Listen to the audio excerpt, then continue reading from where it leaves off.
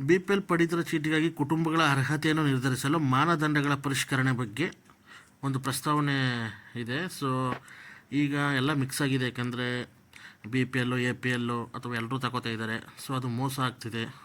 ಸಿಗಬೇಕಾದಂಥ BPL card ಹೋಲ್ಡರ್ಸ್ಗೆ ಯಾವುದೇ ರೀತಿ ಸಹಾಯ ಸಿಗ್ತೇ ಇಲ್ಲ. ಸರ್ಕಾರದಿಂದ ಯಾವುದೇ ಯೋಜನೆಗಳು ಸರಿಯಾಗಿ ತಲುಪ್ತೇ ಇಲ್ಲ.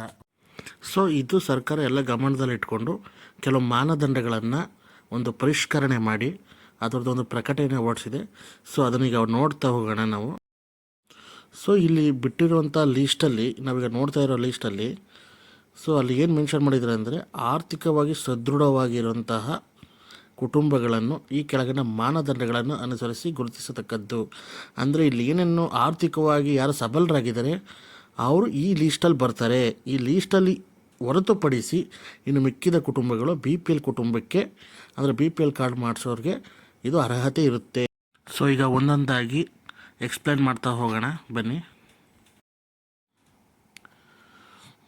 ಆದಾಯ ತೆರಿಗೆ ಪಾವತಿಸುವ ಸದಸ್ಯರನ್ನು ಒಳಗೊಂಡ ಎಲ್ಲ ಕುಟುಂಬಗಳು, ಎಲ್ಲ ವರ್ಗದ ಸರ್ಕಾರಿ ನೌಕರರು, ಸರ್ಕಾರಿ ಸ್ವಾಮ್ಯದ ಉದ್ಯಮಗಳು, ಮಂಡಳಿಗಳು, ನಿಗಮ ಕಾಯಂ ನೌಕರರು, ಹಾಗೆ ಸಹಕಾರ ಸಂಘಗಳ ಕಾಯಂ ಸಿಬ್ಬಂದಿಗಳು ಇವರು ಯಾರು ಕೂಡ BPL ಕಾರ್ಡ್ನ ಪಡೆಯಲು ಅರ್ಹತೆ ಇಲ್ಲ.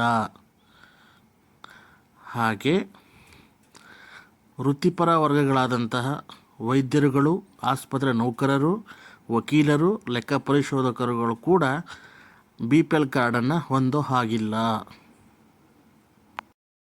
ಸೈಕಲ್ ಮೇಲೆ, ಗಾಡಿಗಳ ಮೇಲೆ ತಳ್ಳಿಕೊಂಡು ವ್ಯಾಪಾರ ಮಾಡುವಂತಹ ಸಿಬ್ಬಂದಿಯವ್ರನ್ನ ಬಿಟ್ಟು ಉಳಿದ ಎಲ್ಲ ದೊಡ್ಡ ದೊಡ್ಡ ವ್ಯಾಪಾರಸ್ಥರು BPL ಕಾರ್ಡ್ ಮಾಡಿಸುವಂತಿಲ್ಲ. ಮತ್ತು 3 ಹೆಕ್ಟೇರ್ ಅಂದರೆ 7.5 ಎಕರೆ ಭೂಮಿ, ನೀರಾವರಿ ಭೂಮಿ ಇರೋರು ಕೂಡ BPL ಕಾರ್ಡ್ಗೆ ಅರ್ಹತೆ ಇಲ್ಲ. ಒಂದು ಆಟೋ ರಿಕ್ಷಾವನ್ನು ಹೊಂದಿ ಸ್ವಂತ ಓಡಿಸಿದ್ದು ಬೇರೆ ಇನ್ಕಮ್ ಇಲ್ಲ ಅಂದರೆ ಅಂಥವ್ರನ್ನ ಬಿಟ್ಟು 100cc ಯಾವುದೇ ಇಂಧನಗಳು ವಾಹನಗಳನ್ನು ಅಂದರೆ ದ್ವಿಚಕ್ರ ತ್ರಿಚಕ್ರ ಕಾರು ವಾಹನ ಹೊಂದಿರುವ ಸದಸ್ಯರನ್ನು ಒಳಗೊಂಡ ಕುಟುಂಬ BPL ಕಾರ್ಡ್ ಅರ್ಹತೆ ಇಲ್ಲ. ಮತ್ತು ಅನುದಾನ ರಹಿತ ಕನ್ನಡ ಶಾಲೆ ನೌಕರರನ್ನು ಬಿಡಿಸಿ, ಅಂದರೆ ಯಾವುದು ಸರ್ಕಾರದಿಂದ ಬರಲ್ಲ ನೋಡಿ ಬೆನಿಫಿಟ್ಟು, ಆ ಶಾಲೆಗಳನ್ನ ಬಿಟ್ಟು ಯಾವುದು ಅನುದಾನಿತ ಬರುತ್ತೆ ನೋಡಿ ಆ ಕಾಲೇಜು ನೌಕರರು ಇದಕ್ಕೆ ಎಲಿಜಿಬಲ್ ಇರಲ್ಲ. ಮತ್ತು ನೋಂದಾಯಿತ ಗುತ್ತಿಗೆದಾರರು, ಟ್ರೇಡರ್, ಕಮಿಷನರ್, ಏಜೆಂಟ್ಸು, ಗೊಬ್ಬರ ಮತ್ತು ಇತ್ಯಾದಿ ಡೀಲರ್ಸ್ಗಳು ಅವರು ಕೂಡ BPL ಕಾರ್ಡ್ಗೆ ನಾಟ್ ಎಲಿಜಿಬಲ್. ಮನೆ, ಮಳಿಗೆ ಮತ್ತು ಕಟ್ಟಡಗಳನ್ನು ಬಾಡಿಗೆ ನೀಡಿ ವರಮಾನ ಪಡೆಯುವವರು ಕೂಡ ಇಲ್ಲ.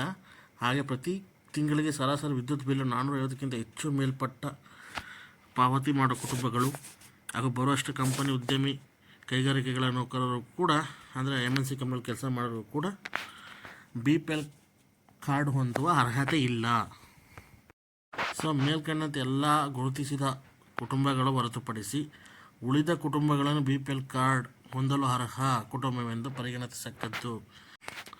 ಮೇಲೆ ತಿಳಿಸಿರುವಂತಹ ಒಟ್ಟು ಈ ಮಾನದಂಡಗಳಿರೋರು BPL ಕಾರ್ಡನ್ನು ಹೊಂದೋ ಹಾಗಿಲ್ಲ.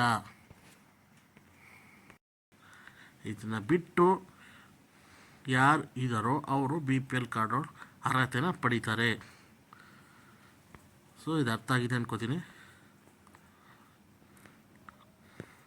ಏನಾದರೂ ಡೌಟ್ಸ್ ಇದ್ದರೆ ಕಮೆಂಟ್ಸಲ್ಲಿ ತಿಳಿಸಿ. ಇದೇ ಥರ ಹೆಚ್ಚಿನ ಕಂಟೆಂಟ್ಗೋಸ್ಕರ ನನ್ನ ಚಾನಲ್ನ ಸಬ್ಸ್ಕ್ರೈಬ್ ಮಾಡ್ಕೊಳ್ಳಿ, ಫಾಲೋ ಮಾಡಿ. Thanks for watching. ಇದೇ ಥರ ಸಪೋರ್ಟ್ ಮಾಡಿ.